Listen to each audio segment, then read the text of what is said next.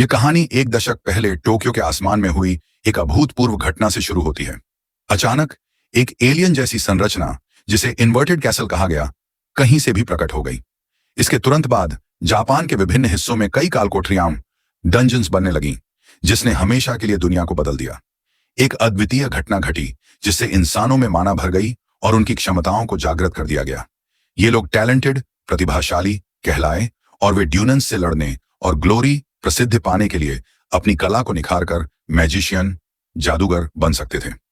एक मैजिशियन के टैलेंट के बारे में दिलचस्प बात यह थी कि उनकी एबिलिटीज, क्षमताओं का आकलन उनके शरीर से निकलने वाले माना के अजीब रंग से किया जा सकता था। प्रत्येक मैजिशियन के पास एक सिंगल कलर, एकल रंग होता था जो उनकी प्रोफिशिएंसी, दक्षता को उजागर करता था।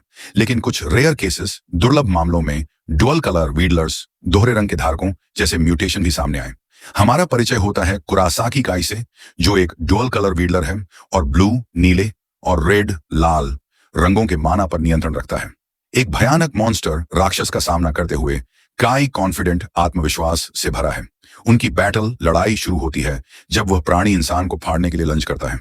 लेकिन यह टैलेंटेड काई के लिए कोई ट्रबल, समस्या नहीं है, जो आसानी से अपनी पावर को एक्टिवेट करता है और एक डेमोनिक लांस स्ट्राइक, राक्षसी भाला कास्ट चलाता है। उसकी एनर्जी ऊर्जा से चार्ज किया गया यह स्पीयर भाला आराम से मॉन्स्टर की स्किन को पियर्स करता है और अंततः सिंगल अटैक, एक ही हमले में उसे डिस्ट्रॉय, नष्ट कर देता है। मॉन्स्टर के पराजित होने के बाद काई उसका स्टोन लेने के लिए आगे बढ़ता है, जबकि उसका बड़ा भाई उसे डिसमिसिवली, उपेक्षापूर्ण ढंग से देखता है। छोटा भाई होने के बावजूद काई अपने बड़े भाई को कुत्ते की तरह मानता है और उसके सिर पर स्टोन टॉस उछालता है, उसे बिखरे हुए सभी रिसोर्सेज, संसाधनों को उठाने की याद दिलाता है। इस बिंदु पर काई पहले ही लेवल 89 तक पहुंच चुका है, जो काफी हाई है, और उसने पर्पल किंग, बैंगनी राजा की टाइटल, उपाधि अर्जित की है, जिससे वह मौजूद सबसे स्ट्रॉन्ग मैजिशियन में से एक बन गया है। दुर्भाग्य से इसका ठीक ऑपोजिट, उल्टा हमारे प्यारे नायक के साथ है, जो उसका छोटा भाई है और जिसके पास एब्सोल्युटली नो टैलेंट या स्किल नहीं है। आपको याद है कि डुअल कलर विडलिंग इस दुनिया में एक रैरिटी, दुर्लभता है। खैर, हमारे लड़के को भी एक रैरिटी मिली, लेकिन ऑपोजिट एंड पर उसे कलरलेस होने और पावर से डिवॉइड, रहित होने की रैरिटी मिली। पेश है कुरासाकी रे, लेवल 1 का लूजर।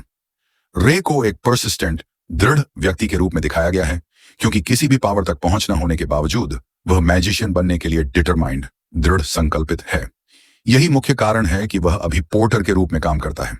उसका गोल, लक्ष्य अपने भाई की पार्टी के लिए रिसोर्सेज इकट्ठा करना है, जिसे रे पर दया आई और उन्होंने उसे साथ ले लिया। रे इस डेंजरस क्वेस्ट्स, खतरनाक खोजों में पार्टेकिंग हिस्सा लेता रहा है और खुद को ड्रैगिंग डाउन करता रहा है, इस होप, उम्मीद में कि किसी दिन, बस एक दिन, एक मिरेकल। अब पार्टी की प्रेजेंट स्टेट, वर्तमान स्थिति के बारे में बात करते हैं। वे अभी अभी बॉस के रूम में पहुंचे हैं।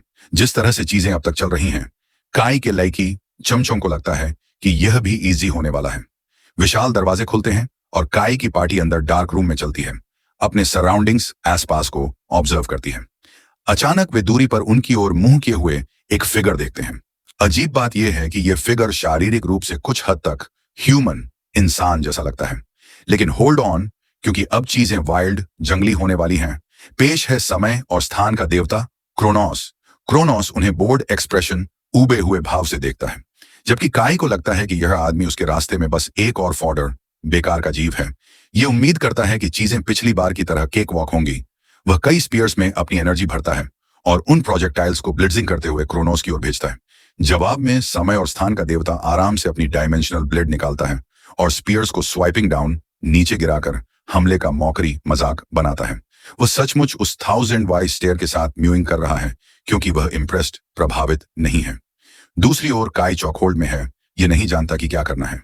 एक ब्रूटल, क्रूर, ग्रुएम, भीषण ट्विस्ट में क्रोनोस काई को एक टारगेट के रूप में लॉकडाउन करता है और अपने अटैक से उसकी थिक स्कल, मोटी खोपड़ी को इम्पेलिंग, भेदता है। अब यह है कोल्ड की डेफिनेशन।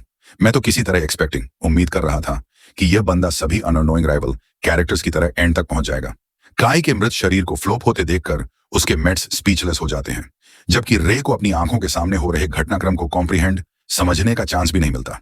जो हुआ उस पर हेसिटेंट होकर रे अपनी सेंस पर क्वेश्चन करता है। यह एक्सेप्ट, स्वीकार करने में अनेबल है कि पर्पल किंग और दुनिया के सबसे स्ट्रॉन्ग मैजिशियन में से एक को। तो दोस्तों, रे की यह जर्नी अभी शुरू हुई है। और आप सबने देखा कि कैसे लेवल 1 का एक कलरलेस हीरो सबसे बड़े मॉन्स्टर के सामने खड़ा हो गया। क्या रे अपनी किस्मत बदल पाएगा? जानने के लिए वीडियो को लाइक करना और चैनल को सब्सक्राइब करना मत भूलना।